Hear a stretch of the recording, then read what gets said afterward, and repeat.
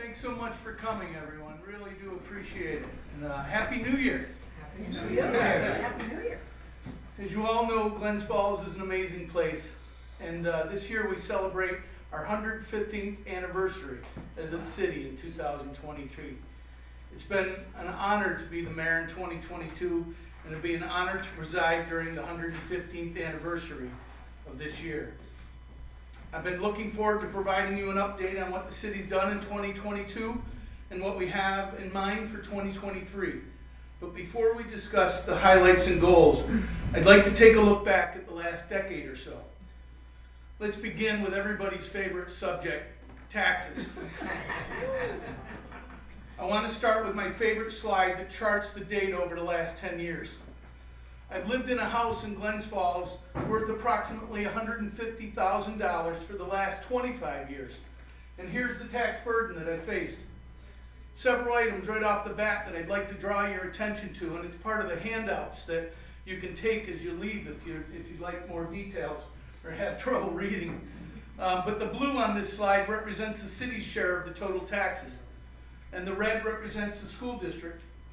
The gray, Warren County's taxes, and the purple, the library taxes. You see how the city's share, the one that pays for the city services, is roughly 1/3 of this total average tax bill? Even though it's sent by the city as one bill, only about 1/3 of it that's on that bill supports the city. And as a result, it's the only portion of your tax bill that our city government has any influence or control over. I'd like to go on record by stating that no tax is a good tax, and that any tax increase is too much. But I'm still impressed with the budgeting of my predecessors, that over the last decade, the total city tax increase on this average home valued at $150,000 over the last 10 years was $237. That's less than a $24 increase each year. Among other important services, it supports a paid police and paid fire department, paid professional, in our small city of less than 4 square miles. Is now a good time to mention that in 2022, a study shared by news outlets and crime statistics and comparative crime rates showed that Glens Falls was the safest city in the United States?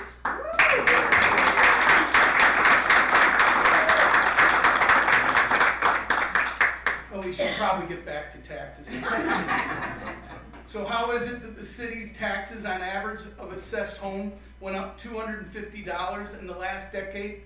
Well, over the last 10 to 15 years, our city has left 45 full-time positions and 8 part-time positions empty. Many of those positions have been attrited and will never come back. For those who remember when the city had an open pickup of yard debris year-round, well, now you can understand why the time frame is limited to just a few weeks a year. We don't have the staff to be dedicated to that job year-round anymore. The attrition cuts across most departments. The city used to employ 2 full-time DPW crews to lay cement. Now we have no cement crews, and the work is contracted out.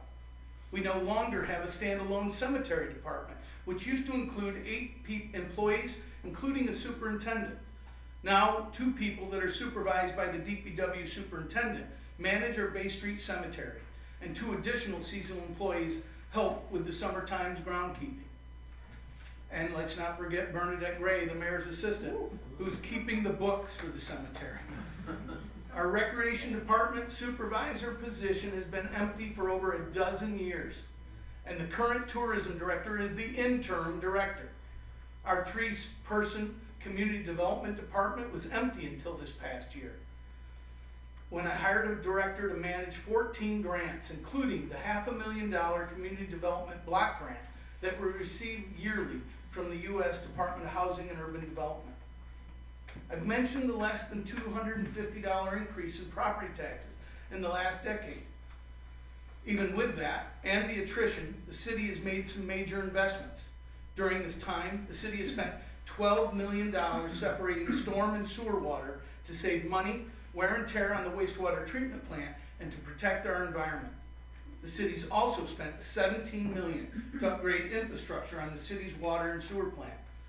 In that time, the city's fund balance grew from just under $200,000 to more than 7 million at the end of 2021. $200,000 on a city budget that was $22 million. That's way too low. Those savings and that hard work get to a fund balance where it currently sits today is credited to Mayors Hall and Diamond. We all owe them our thanks for accomplishing this. I think that statistic is incredibly impressive. Throughout 2022, Glens Falls has continued its growth. We're a bustling, vibrant city. Our downtown looks amazing, and those positive changes will continue as our South Street revitalization finally starts. New businesses continue to open, and long-established businesses continue to invest in our wonderful city. For me, the time flew by. City Hall, I lived inside a whirlwind of meetings with business leaders and city residents, but mostly with our 16 department heads. I must have asked 1,000 questions and received 1,000 great answers, which led to more questions, all in an effort to gain a deep understanding of how each and every city department works. There are so many moving pieces and so few simple or easy answers to the issues that come with our work. Residents, businesses, employees, visitors, streets, trees, sidewalks, parking, permitting, taxes, water, sewer, purchasing, the cool assuring arena, the business improvement district, grants, parks, ponds. Let's not forget the 2 ponds. I'd like to thank the 16 department heads particularly for raising my awareness about all these moving pieces. I pushed everyone this year to think differently, to take their inventory of the good, the bad, and the ugly. I pushed them to ask how we can do better and how we can get more done with the limited resources that we have. So thank you to Amy Collins, Director of Tourism, Business Development, and the Interim Recreation Superintendent. I appreciate the applause, but we're going to be here way too long. Patrick Dowd, our Director of Community Development. Tim Drawbridge, our Director of Communications. Jeff Flagg, our Director of Economic Development. Tom Gerard, our Director of Public Superintendent, Public Works. Suzanne Kasich, our City Controller. Sue McEnany, our Sole Assessor. Megan Nolan, our City Clerk. Bill Norton, our Water and Sewer Superintendent. Justin Reckner, our new Building and Codes Enforcement Officer. Jeremy Schneibel, our City Engineer. Jamie Schrammel, our Fire Chief. Jared Smith, the Police Chief. Scott Sopcich, our Director of Transportation. Debbie Vaughn, our Purchasing Agent. And Judy Villa-White, our Human Resources Director. Let's hear it for them.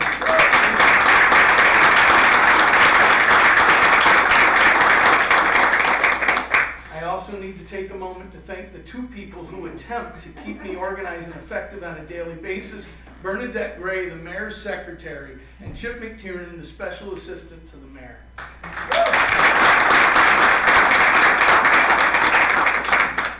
It is my pleasure to report to you that the state of the city of Glens Falls is strong. Your city government is focused on moving Glens Falls forward. Having served 8 years as a member of the Common Council, I deeply appreciate the work that the current council is doing to push the city's agendas and my priorities forward. Our discussions are direct. Our debates on topics are healthy and issue-focused. Honest disagreements are an important, healthy, democratic I screwed that up. Let me try. Honest disagreements are an important part of a healthy democratic process, but we are fortunate that those disagreements are never personal or political in Glens Falls. I'd like to thank the current council members for continuing our practice of not allowing party politics to have any place in our chambers.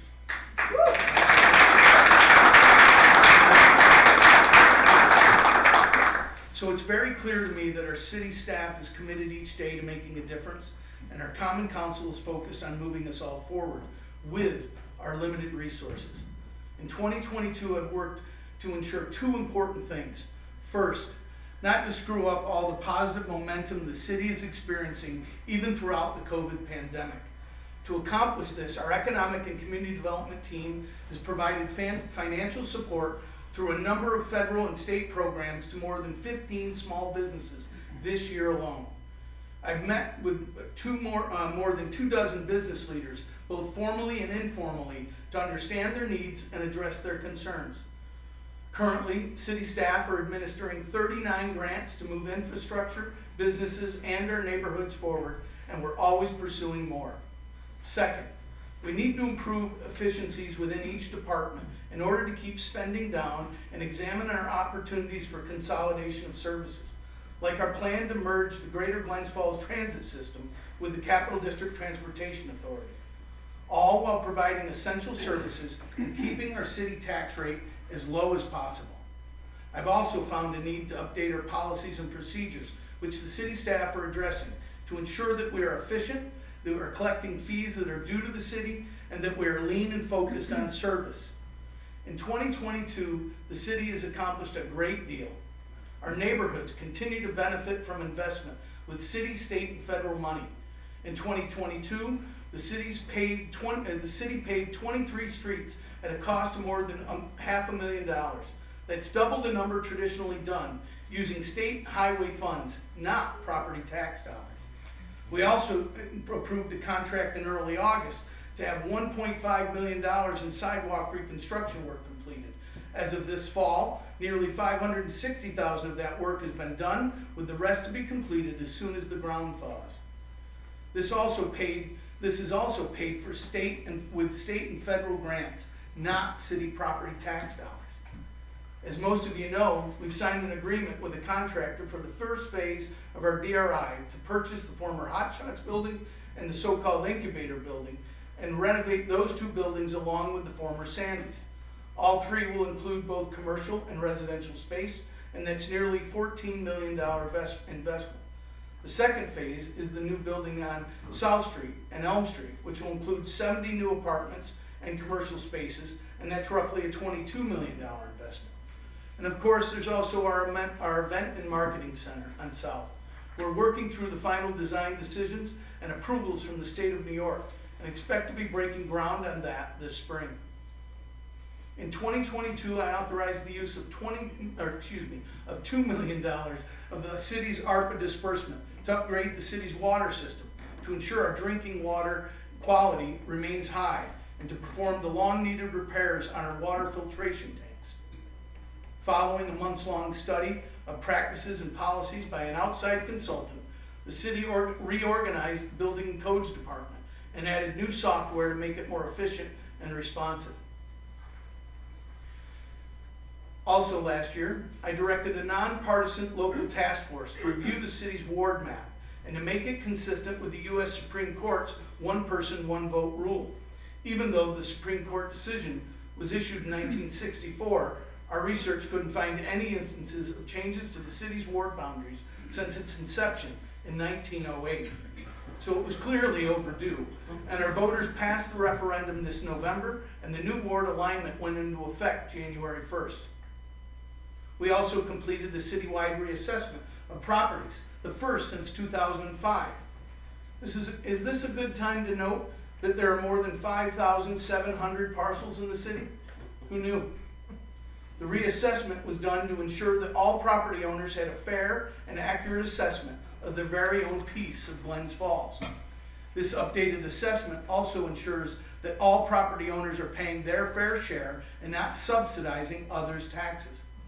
As a result of this reassessment, 30% of the property owners saw a significant decrease in their taxes, 30% saw little to no change, and 30% saw an increase in their property taxes. Overall, the property tax rate in Glens Falls fell from $13.49 per $1,000 of assessed value to $8.38 per $1,000 assessed value. Now, isn't that amazing? For those of you who may be concerned that the new assessed value of a home is higher than its sellable price, during 2022, Glens Falls homes sold at prices that were on average 11% higher than their newly assessed value. Moving on, in October, the city completed the purchase of our streetlights from National Grid through a project funded by the New York Power Authority, and they were all converted to energy-efficient LEDs. This project not only includes smart city technology, but will also save the city hundreds of thousands of dollars in energy savings and operating costs over the next 20 years. So that's a big list, and it doesn't include our day-to-day work. City employees are doing the people's businesses, managing licenses, collecting and recording payments, ensuring our drinking water is clean, protecting our community from harm, repaving streets and updating sidewalks, seeking out grants and community needs, ensuring our sewer system works efficiently, planning, running, and managing events, working to build the foundation for a stronger future for residences, businesses, and visitors. I've had the honor of marrying 10 couples this past year. My friends would never believe it, right? But back to the day-to-day business. City of Glens Falls is hiring. Like many organizations, the city is having difficulty filling positions, made even worse by the disruption of COVID. In fact, our police department and our fire department are both in need of recruits for this new year. I want to encourage residents to consider serving our community and joining one of these two outstanding departments. After a year filled with achievement, I've set our sights on a brighter, bigger 2023. We are investing in our parks this year. We've earmarked $1 million of city ARPA money and more than $170,000 in county ARPA money that's been set aside for court replacements at East Field, Montcalm Playground, Sagamore Street Playground, and Murray Street Playground. We're moving ahead with a 2018 grant for the local waterfront revitalization. We'll be building trails on Pines Island to connect downtown to Haviland's Cove, and looking holistically at the recreation and redevelopment along the city's waterfront. This also includes the construction and installation of walking bridges across the feeder canal on Murray Street and Water Street as part of this waterfront revitalization plan. To ensure that our event and market center gets fully used, we'll partner with other organizations to grow current events in the city and plan more. We need to drive tourism and sales tax dollars up. The best events are going to bring people together to celebrate music, sport, culture, arts, food, and drink. Organizations in the city have already some great events that bring people here. Let's help LARAC and the Arts District of Glens Falls, Zonta, Kiwanis, and the Glens Falls Collaborative, the Civic Center Coalition, many others to help build on those events if we can. At the same time, we need to increase the revenue from the use of city properties and staff resources to help support our recreation programs. Also in 2023, we plan to engage community leaders and residents as we create community work groups, subcommittees of our common council committees to explore topics such as marketing and tourism, housing, business development, community engagement. Glens Falls is continuing to grow inside our 4 square mile footprint, and we'd like these work groups to work with city staff and council members to move new ideas forward, to look out 10 to 20 years in terms of planning. We need to ensure that we set up future mayors, future councils, and future residents of Glens Falls for success. We'll continue our investment in the neighborhoods with infrastructure updates. Last year, it was the wholesale reconstruction of Dix Avenue corridor. This year, Webster Avenue is on our transportation improvement plan, in addition to our regular sidewalk replacements and street paving. Even with all the infrastructure updates in our neighborhoods in the last decades, there's always more to be done. This year, we'll finish our complete streets policy and perform a citywide assessment of sidewalks and roads, and to develop a database of conditions to create a prioritized needs, a list of needs and projects. We also need to ensure that our streets are safe for bicyclists and pedestrians as well as vehicles. In 2023, it's my intention to complete the merger of the Capital District Transportation Authority with the Greater Glens Falls Transit Corp. This will stabilize our transportation services for our current riders and connect Glens Falls with the larger Capital District region. In 2023, Glens Falls will usher in a new era of communications and interaction with the public, using updated technology intended to reach businesses, visitors, workers, and residents. We purchased a software such as SeeClickFix, and we figured that since social media isn't going away, that we might want to join in on the party. Among the highest priorities this year will be increased cooperation and collaboration with the Warren County Board of Supervisors, the Adirondack Regional Chamber of Commerce, the City Business Improvement District, the Civic Center Coalition, and the Downtown Business Collaborative. Working together is the only way we can ensure that we all succeed. Additionally, I've asked members of the Common Council to grab hold of an important but likely difficult issue, reviewing the parking throughout the city and creating a parking plan that enables us all to move forward. I like to call this the third rail of Glens Falls city politics. For those of you who were around when Maury Thompson asked Mayor Diamond about his thoughts about paid parking and knew that the storm that it created, you will probably question my sanity, and that's reasonable. There are a lot of factors that are coming together right now. The newest report on our parking use and utilization is expected soon. Our continued business growth, new apartments that are planned, more that are being encouraged. We need to lay aside any self-interest regarding parking and work towards a holistic plan that makes sense for the entire community. Residents, workers, visitors, business owners. So that's a big list for next year. I'm confident that we can do all of these things because like all of you, I believe in the Glens Falls difference. That's not to say that I'm naive. Some people drive through our downtown and walk around the many neighborhoods and comment how idyllic the city is. Is it Bedford Falls? Is it Mayberry? You could see how our city could be mistaken for the Frank Capra village of George Bailey or the TV town where Andy Taylor was sheriff. But Glens Falls is much better than Bedford Falls or Mayberry because Glens Falls is real. And the reality is that Glens Falls has so much going for it. We're growing, we're vibrant, and we are on the rise. But also, there is a reality that Glens Falls has plenty of challenges.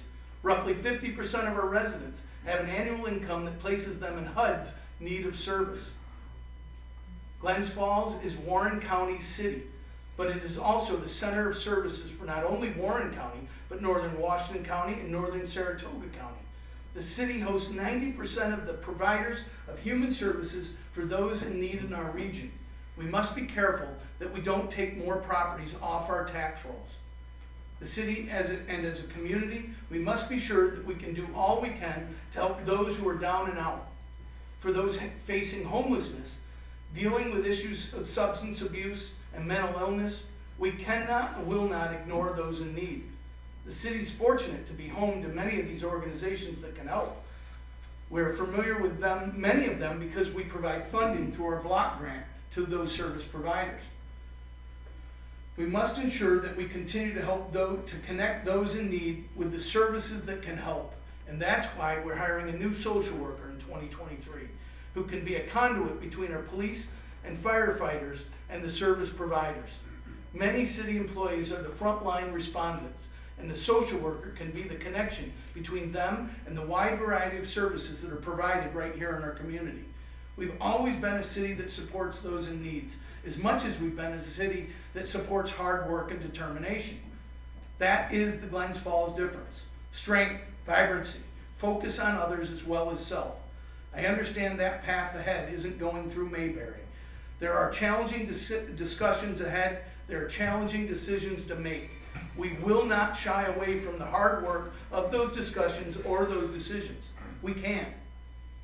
In 2022, our work in 2022 and our plans in 2023 clear the path for the growth of our businesses, the vibrancy of our neighborhoods, and the connecting of those in need to the services already here.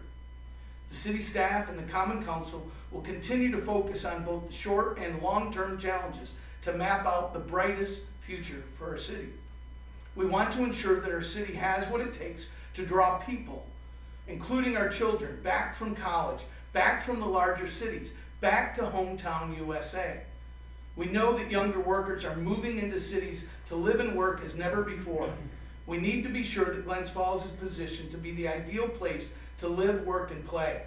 We want our community to be compelling enough to attract the young professionals to return. People like Jeff Mead, Xander Frost, Darcy Giotti Grubbs, Ben Miller, and hopefully Ben, Luke, and Aiden Collins. Give me time. As I said in my inaugural address, Glens Falls has everything going for it. huge community spirit, safe, walkable family neighborhoods, a kind, engaged citizenry, a strong school system, paid professional fire department and police department, an excellent hospital and healthcare system, world-class museums and theaters, and a symphony orchestra, caring social service organizations to help those in need, safe, clean drinking water, and a well-run wastewater treatment facility, an outstanding public library, and a healthy, growing business district. Creating a community that we all want to live in with kind, helpful friends that make the city an attractive place to live and work is at the heart of the Glens Falls difference. Thanks so much for being here and taking the time to meet with me and to take time out of your busy day to be here. It shows your interest and your commitment to Glens Falls, and I really do appreciate it. Thank you all.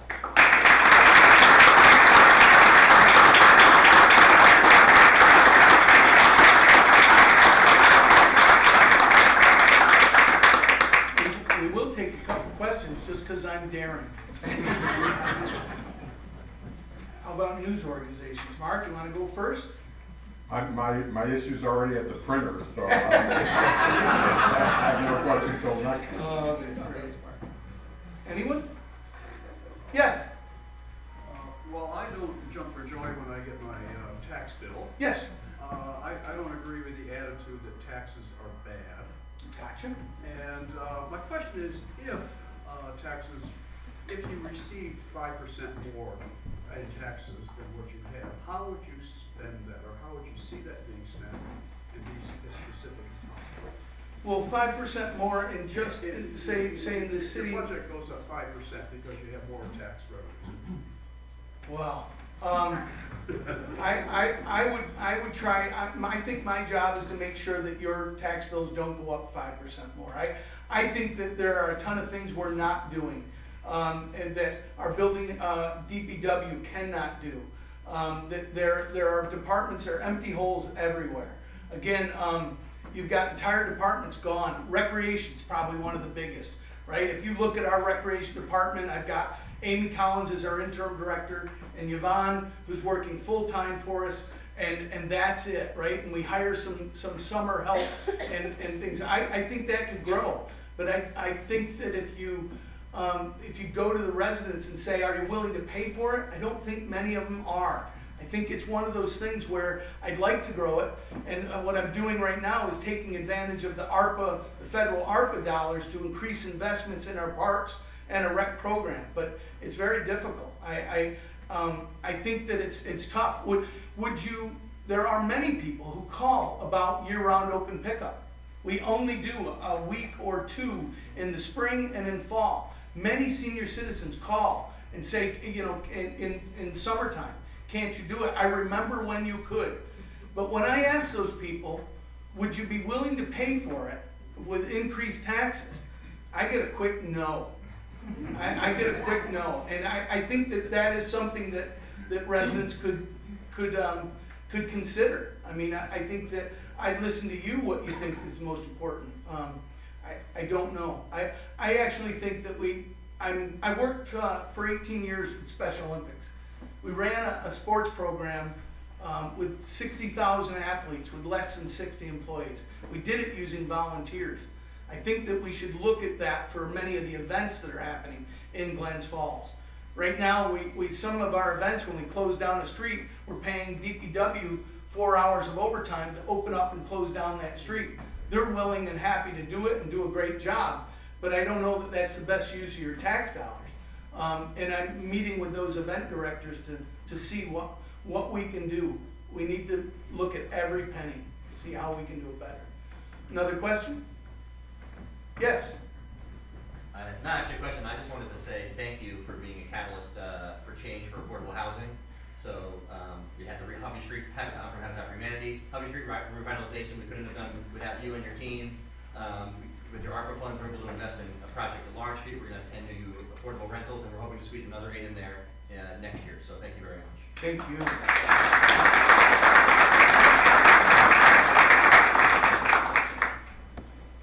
Anything else?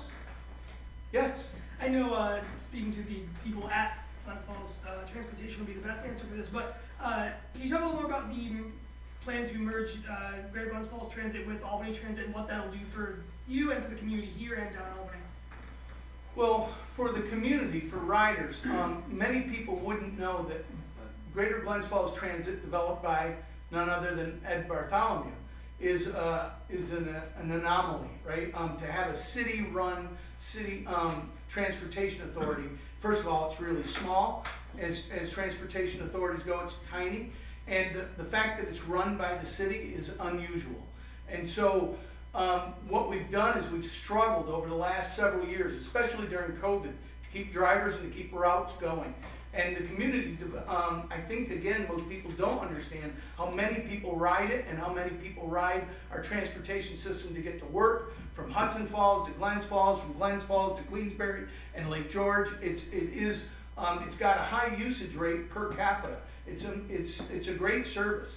So the goal of consolidating is twofold. One is to make sure that we can continue to provide the services that we are. We've actually needed and gotten the help of CDTA over the last couple of years. They've loaned us employees. They have loaned us many people in the summertime with the increased. And right now, we, for the first time since COVID, had to limit our normal transportation routes. And it's because we had a driver leave and one out because of COVID. And that's the first time, and it's only because of the work that they've been able to provide us. It's very precarious, very difficult, and it's mostly state and federal dollars that support that transportation system, not the communities that do it. We do contribute a little, and I oversee it as the mayor, but it's really not. And so CDTA has a number of resources that we couldn't imagine. You know, the shared bikes that we have, we wouldn't have them if it was CDTA. We couldn't afford the upstart cost of getting those bikes to that, and it was only because of the work done by people in CDTA to make that possible. So it's about maintaining those services and hopefully growing them over time, but in this case, when you're doing something like this, you can't commit to any growth. You just want to make sure you don't limit or eliminate any services for a period of time, and that's what we're looking to do. Yes? Have you noticed an uptick in crime over the past year, and if so, do you and the police department have a plan to combat that? Yeah. No. So I'm not a very good politician because I'm usually way too direct, and so I'm going to be direct with you. No, I don't think we have seen an uptick in time. I think Glens Falls is so small that you hear about every single instance of crime that you don't hear in other communities. I think that right now I can't comment on the particular spree of I think 3, if not, there's 3 instances we think might be related. And then there's a few others that have happened outside of the city that we think also might be related. And we can't comment on current investigations. But I encourage you to come back to me in a month from now when this investigation's done. And I think what you'll find is that some poor fellow who's, or woman, some poor person who's been down and out for a long time, probably in trouble for a while, has done several desperate things and is going to find himself in jail. And then we'll go remember that. You know, the last time I left town, I went to Dublin. We had a bank robbery, so I am not going out of town. Yeah. Appreciate it. Yeah. You're welcome. One last one. Yes. I will please. say two comments. Many people come to see us at the bank, and if they haven't been here in a while, they comment very positively about the city and seeing all the things that are going on and how vibrant we are and the, you know, all that's going on downtown. And related to that is, for a small department that you have, how beautiful it is downtown. The flowers during the season and the Christmas decorations and stuff. You should be very, very proud of what you have there. Oh, thank you. Thank you. That's